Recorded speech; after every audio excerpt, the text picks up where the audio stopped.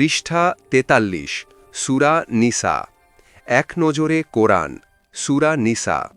তারতিব বিন নুজুল, নাজিলের ধারাবাহিকতা অর্থাৎ কোন সূরাটা আগে নাজিল হয়েছে তা বিবেচনায় এটি ৯২তম সূরা। এর আগে সূরা মুমতাহিনা ও পরে সূরা জিলজাল নাজিল হয়েছে। তারতিব ফিল মুসহাফ, বর্তমান কোরআন মাজিদের বিন্যাস অনুযায়ী এটি চতুর্থ সূরা। এর আগে আছে সূরা আল ইমরান ও পরে সূরা মাইদা। এক নজরে নিসা, ৪ হিজরিতে নাজিল, আয়াত ১৭৬, সূরা নং ৪। মাদানী, নামের রহস্য, নিসা মানে নারী। এই সূরার অনেকগুলো আয়াতে নারীর অধিকার নিয়ে আলাপ করা হয়েছে, যেমন বিবাহ, মোহরানা, ভরণ পোষণ, ওয়ারিশি সম্পদে তাদের ভাগ, এতিম নারীর সাথে আচরণ ইত্যাদি। সেখান থেকেই সূরার নাম হয়েছে নিসা। এ সূরায় নারীর মর্যাদা ও অধিকার প্রতিষ্ঠায় ব্যাপক জোর দেওয়া হয়েছে।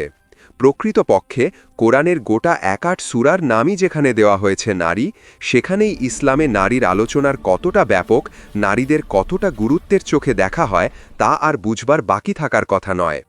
Major theme: ১. নারী ও এতিমের অধিকার, বিবাহ ও পারিবারিক জীবন। ২. ওয়ারিশি সম্পদ বন্টন নীতি, বাবা মা ও আত্মীয়দের হক। ৩. সমাজে নারী পুরুষের দায়িত্ব বন্টন, সমাজের বিশৃঙ্খলা সৃষ্টির দায় ও শাস্তি। ৪৪. এক নজরে কোরআন, সূরা নিসা। সূরার শুরু শেষ সম্পর্ক। সূরার শুরু হয়েছে ন্যায় বিচারের আহ্বান জানাবার মাধ্যমে। বলা হয়েছে, মানুষ, তোমরা তো একই আত্মা থেকে সৃষ্টি হয়েছ, তাই একে অন্যকে ঠকিও না, দায়িত্ববোধ শেখো। আর সূরার একেবারে শেষে এসে ওয়ারিশি সম্পদের বন্টন নীতি আলোচনা করা হয়েছে। তার মানে সূরার শুরুতে মানুষকে দেওয়া হয়েছে ন্যায্যতার শিক্ষা, আর শেষ অংশে এসেছে সম্পত্তি ভাগাভাগির সময় সেই শিক্ষা বাস্তবায়নের আদেশ।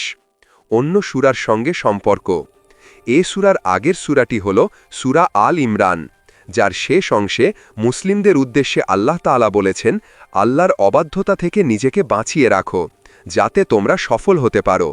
সূরা নিসার প্রথম আয়াতেও শোনা যায় একই সাবধানবাণী, ও মানুষ, তোমাদের রবের অবাধ্যতার পরিণতির ব্যাপারে সাবধান হও। শানে নুজুল: মাদানী যুগের ৩য় বছর থেকে নিয়ে ৫ম বছরের শুরুর সময়টিতে নাজিল। উহুদ যুদ্ধে ৭০ জন সাহাবী শহীদ হলেন।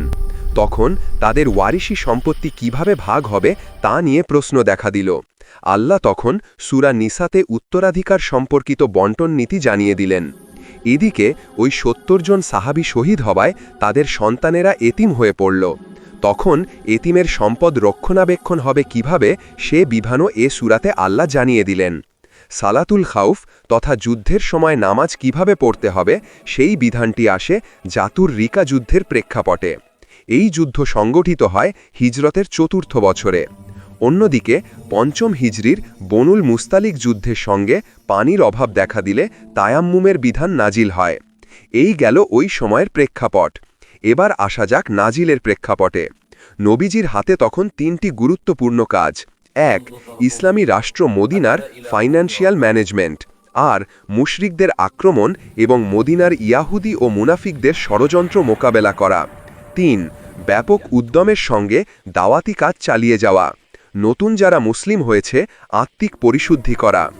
এ কারণেই সূরা নিসার আলোচনাগুলো মোটা দাগে এই ৩টি বিষয়কে সামনে রেখে এগিয়েছে। সূরা বাকারাতে দেওয়া হয়েছে সামাজিক ও পারিবারিক আইনের রূপরেখা, আর এ সূরায় সেসব বিস্তারিত ও খুঁটিনাটি বিষয়গুলো নাজিল করা হয়েছে।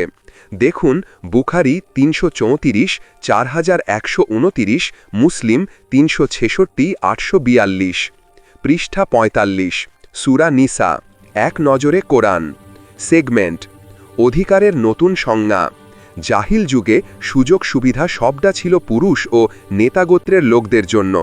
আল্লাহ সেটা ভেঙে দিলেন। নারী, শিশু, এতিম এরকম বঞ্চিতদের অধিকারকে আলোচনায় যুক্ত করলেন। ক্ষমতার নতুন বিন্যাস। এতদিন ক্ষমতা মানে ছিল শোষণ। আল্লাহ বললেন, ক্ষমতা মানে শোষণ নয়, বরং আমানত। ক্ষমতাবানদের অবশ্যই ন্যায্যতার ভিত্তিতে রাষ্ট্র পরিচালনা করতে হবে, এমনকি সেটা নিজের স্বার্থের বিরুদ্ধে গেলেও। যুদ্ধবন্দী ও অমুসলিমদের অধিকার। মানুষের প্রতি ভালোবাসা এ ছবক জাতিসংঘ নয়, ইসলামই সর্বপ্রথম আমাদেরকে শিখিয়েছে। যুদ্ধকালীন পরিস্থিতিতেও নারী, শিশু, বৃদ্ধ ও বেসামরিক নাগরিকদের প্রতি আচরণ কেমন হবে, যুদ্ধবন্দীদের সাথে আচরণ কেমন হবে, সেসব আলোচনা। নবী সাল্লাল্লাহু আলাইহি ওয়াসাল্লাম বলেছেন, যে ব্যক্তি কোরআনের প্রথম 7টি সূরা আঁকড়ে ধরে সে জ্ঞানী। আহম্মদ আন Musnad 24443। Hasan. Cause and effect. সমাজে শান্তি ফেরাবার প্রথম শর্ত আগে পরিবারে শান্তি ফেরানো। পারিবারিক সম্পর্ক তেতো হলে মুসলিম সমাজ তাসের ঘরের মতোই ভেঙে পড়বে। 46 এক নজরে কোরআন, সূরা নিসা। গতিপথ। সেন্ট্রাল থিম ঐক্য ও সংহতির এক সমাজ বিনির্মাণ করা, আর ভিত্তি হবে তাওহীদ। 1 আদর্শ সমাজ।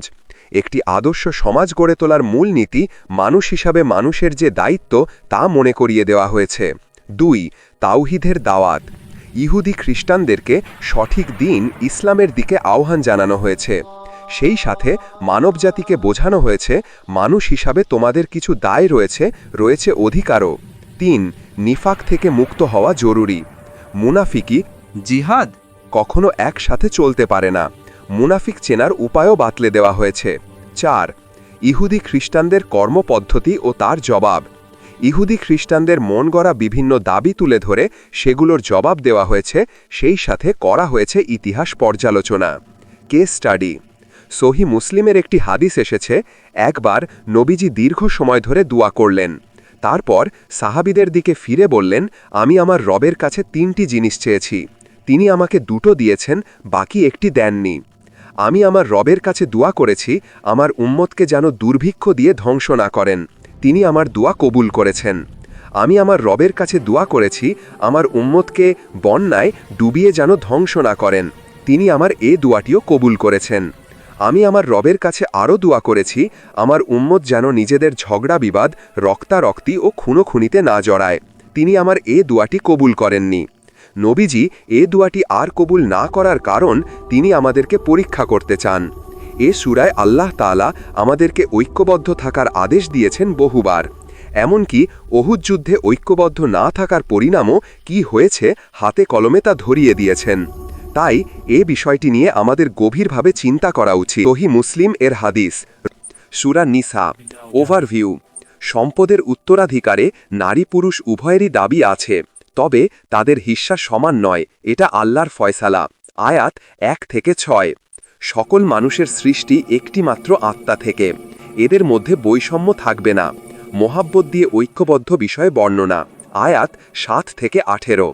মোহরানার টাকা নারীর ব্যক্তিগত সম্পত্তি, যেমন নারীর বিয়ে করা হারাম তাদের তালিকা, সকল ক্ষেত্রে প্রাপ্তিদান জরুরি। আয়াত 19 থেকে 28। নারী পুরুষের দায়িত্ব আলাদা, এই দায়িত্ব পালনের মাধ্যমেই সৃষ্টি হবে সুন্দর সমাজ। কিছু ইহুদি খ্রিস্টান তা হতে দিতে চায় না। আয়াত 29 থেকে 57। শাসক হিসাবে আল্লাহ ও তার রাসূলের বিধান অনুযায়ী শাসন করবে, গণমানুষ তা থেকে মুখ ফিরিয়ে চলতে বাধ্য থাকবে। আয়াত 58 থেকে 57। যুদ্ধের নির্দেশনা আসার প্রেক্ষিতে মুনাফিকদের ষড়যন্ত্র, এদের চিনতে ভুল করা যাবে না। হত্যা বিধান আলোচনা হল। আয়াত 71 থেকে 93। মুজাহিদ ও বসে থাকা ব্যক্তি সমান নয়, সফরে বা জিহাদে নামাজ সংক্ষেপ করার অনুমতি, সর্বত্র ইনসাফ ও সমতা কায়েমের নির্দেশ। আয়াত 94 থেকে 113। চিন্তা ও আমলের পরিশুদ্ধি, শিরকের ব্যাপারে সতর্কতা, কেননা এই গুনাহের কোনো ক্ষমা নেই, আর বিশুদ্ধ ঈমানের পুরস্কার জান্নাত। আয়াত 134 থেকে 136। মুনাফিকদের বৈশিষ্ট্যসমূহ, কুফরের জঘন্য ফলাফল ও ইহুদিদের কার্যক্রমের পর্যালোচনা। আয়াত 137 থেকে 162। জানানো হলো নবী রাসূল পাঠানোর উদ্দেশ্য, দেওয়া হলো আহলে কিতাব সহ সমগ্র মানবজাতির প্রতি উপদেশ। আয়াত 163 থেকে 176। রিফ্লেকশনস বা তাদাব্বুর, নারীর অধিকার, নারীর নিরাপত্তা, নারীর প্রতি সহনশীলতা, এই শব্দগুলো অন্য কারো নয়, আমাদের মুসলিমদের। একটা সময় ইউরোপে নারীদের প্রাণী হিসাবেও বিবেচনা করা হতো না, তারও বহু আগেই নারীকে সম্মানের আসনে বসিয়েছে ইসলাম। কিন্তু দুঃখের কথা, এ শব্দগুলো আজ বেহাত হয়ে গেছে। এগুলো এখন তথাকথিত বাম সংগঠন, ধান্ধাবাজ বুদ্ধিজীবী আর বেহায়া নারীবাদীদের অস্ত্র। এই অস্ত্রগুলো ব্যবহার করে ওরা রীতিমতো আমাদের ঘায়েল করে। কিন্তু এর পেছনে আমাদের দায় কি কোনো অংশে কম? সমাজে শতকরা ৯৫% পুরুষ এখনও নিজের বোনকে ঠকায়, আর এই ঠকানোর কায়দা কৌশল অত্যন্ত সুপরিকল্পিত। বাবা মারা গেছে, কম করে হলেও বছর ২০ হবে, অথচ ওয়ারিশি সম্পদ বাটোয়ারার নামগন্ধও নেই। বোনদের জমিতে দিব্যি হাল চাষ করে ভাইয়েরা। এক সময় চাপে পড়ে ভাগ বাটোয়ারা আয়োজন করে বটে, কিন্তু এবার আর এক দফা জুলুম। বাড়ির জমিতে বোনদের ভাগ নেই, ভালো জমিতে ভাগ নেই। ৪৮ এক নজরে কোরআন, সূরা নিসা। রাস্তার পাশের জমিতে ভাগ নেই, এরকম আজগুবি সব নিয়মকানুন। শেষমেশ বোনদের অংশ দেওয়া হয় ডোবায় আর জঙ্গলে। নাম কাওয়াস্তের ভাগ বাটোয়ারা শেষ। এখন মেয়েরা যখন সম্পদ বেচতে আসে, শুরু হয় তৃতীয় দফার জুলুম। যে জমিটার বাজার দর আছে ২০ লাখ টাকা, সেখানে মোট এর ওপর ২ লাখ ধরিয়ে দিয়ে বিদায় করে। আর সুযোগটাই কাজে লাগায় আমাদের শত্রুরা। নামধারী মুসলিমদের কুকর্মের দায় চাপায় কোরআনের ওপর। সুতরাং বোনদের ওপর এক রতি জুলুম যদি আপনি করেন, মনে রাখবেন পেটে উত্তপ্ত আগুন ঢুকবে। আল্লাহকে ভয় করুন। নারী কেবল নারী নয়, নারী একজন মা, কোলে কোখে বেড়ে উঠে গোটা উম্মা। দেখুন বুখারী ২৪৫৪, ৫৯৭১, ৭১৮৮, মুসলিম ১৬১০, তিরমিজি ৩৮৯৫। রকিব মানে তত্ত্বাবধায়ক, সদা প্রহরী। আল্লাহ তাআলা বান্দার উপর সজাগ দৃষ্টি রাখছেন। কে কি করছে, মহাবিশ্বের কোথায় কি ঘটছে, সব কিছু তার নজরে। কোনো কিছু থেকে এক মুহূর্তের জন্য তার দৃষ্টি সরে না। তবে এই সব সময় পর্যবেক্ষণে রাখাটা কেবলই বান্দার বিচার করার জন্য তা নয়, বরং তীব্র ভালোবাসা আর যত্ন থেকেও। অনেকে নিজের আমল টামল দেখাতে মানুষ খুব ভালোবাসে। ছোট একটা ভালো কাজ করেও সে অস্থির হয়ে পড়ে কতক্ষণে অন্যকে দেখাবে, আর এভাবেই সে তার আমলটাকে চিটা ধানের মতো ফেলনা বানিয়ে ফেলে। হায়, সে যদি আল্লাহর রকিব নামের অর্থ বুঝত! ছোট থেকে ছোট কোনো আমলও তার দৃষ্টি এড়ায় না। গভীর রাত্রিরে ভরা আধারে সামান্য একটি পয়সা দুঃখিনীর হাতে তুলে দিলেও তিনি দেখেন, খুশি হন। তার দেখাটা বুঝি যথেষ্ট নয়? যাওয়া নয়, তাকে ডিঙ্গিয়ে কাউকে না কাউকে দেখাতেই হবে, জানান দিতে হবে মিডিয়ায়। দেখুন ঝাজ্জাজ, বায়হাকি, তাফসিরুল আসমাইল্লাহিল হুসনা ৩১, মুসলিম ২৫৬৪। কিছু শব্দ জানতেই হয়। আর রকিব, আল হাসিব। হাসিব শব্দটি দুটি অর্থে আসতে পারে। ১ হিসাব গ্রহণকারী, ২ যথেষ্ট। আমরা যে হিসাব কথাটা বলি না, হাসিব শব্দটিও অনেকটা ওরকম। আল্লাহ তাআলা আমাদের প্রত্যেকটা কাজকর্ম হিসাব করে রাখেন। কিয়ামতের দিন আবার গুনে গুনে শেষবের প্রতিদান দেবেন। তার মানে আল্লাহর হাসিব নামটি আমাদেরকে শেখায় আগে ভেবে চিন্তে করা উচিত। ছোট্ট একটা খারাপ কাজ করার সময়ও ভাবুন আল্লাহ কাজটি গুনে রাখছেন। আবার ছোট্ট একটি ভালো কাজ ছেড়ে দেওয়ার আগেও একবার ভাবুন, কাজটি ছোট হলেও আল্লাহ তো খবর রাখছেন। তার হিসাবের খাতায় তো ছোট বড় সবই যোগ হয়। কাজটি কেন ছেড়ে দেব? এবার আসা যাক পরের অর্থটিতে। হাসিব মানে আল্লাহ যথেষ্ট। আল্লাহ আমাদেরকে বিপদ থেকে বাঁচাবার জন্য যথেষ্ট, খাওয়া পড়ার বন্দোবস্ত করার জন্য যথেষ্ট, আমাদের যাবতীয় প্রয়োজন মেটাবার জন্য যথেষ্ট। জীবনের আমরা ছোট্ট এই কথাটি মনে রাখতে পারি, আমাদের জীবনটা হয়ে উঠবে অনেক বেশি সুন্দর।